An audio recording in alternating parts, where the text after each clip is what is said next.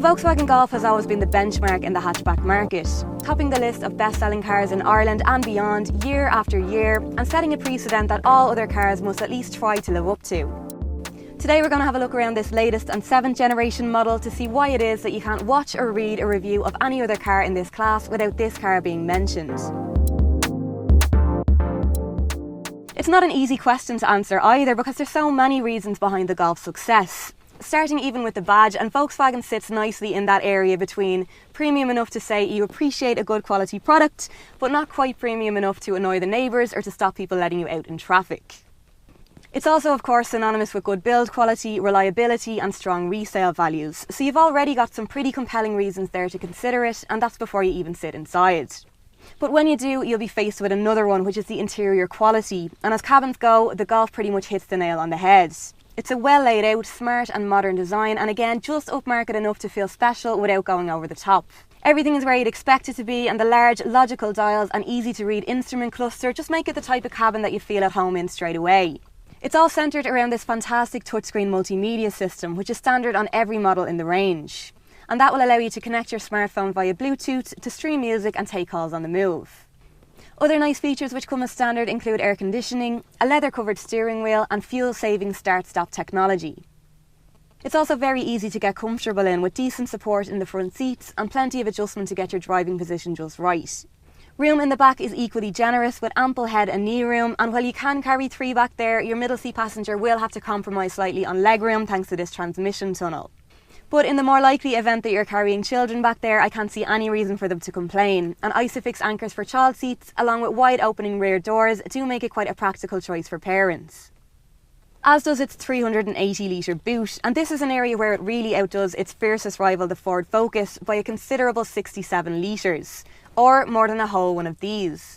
It's also got a clever hidden floor where you can hide valuables or separate pet or sports equipment from your grocery shopping. And when you fold the back seats down to carry larger items, it lies nice and flat, leaving no ridge.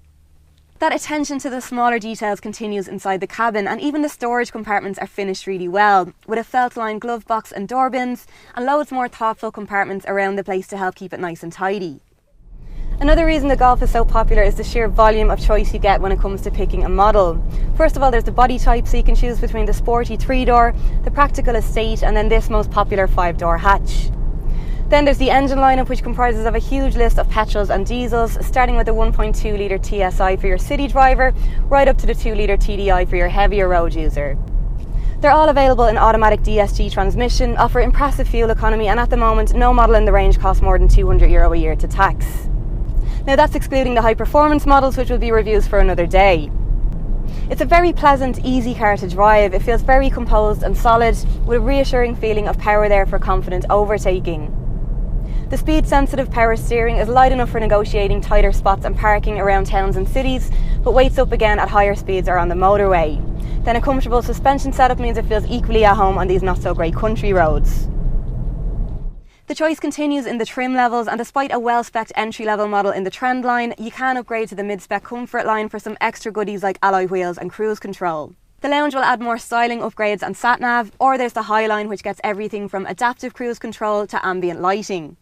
And finally, we would never recommend a car unless it was safe, and there's no surprises here, as the Golf did, of course, score the full 5 stars on the Euro NCAP safety test. In fact, on top of all the usual safety gear like all-round airbags and Isofix, it goes above and beyond that again with the addition of some high-tech features as standard, including active city brake. So that's a system that will help prevent low-speed collisions in heavy traffic by automatically applying the brakes if it thinks that you're going to hit something. Just another nice little detail, but that's what really sums up the Golf, because it goes that one little step further on all fronts, in that it doesn't just do everything right, it does everything really well. And that, I suppose, is why it's one of Ireland's top selling cars, and by the looks of things will continue to be for quite some time. You can check it out for yourself at your local Volkswagen dealer, or browse a huge range of new and used models on CarsIreland.ie.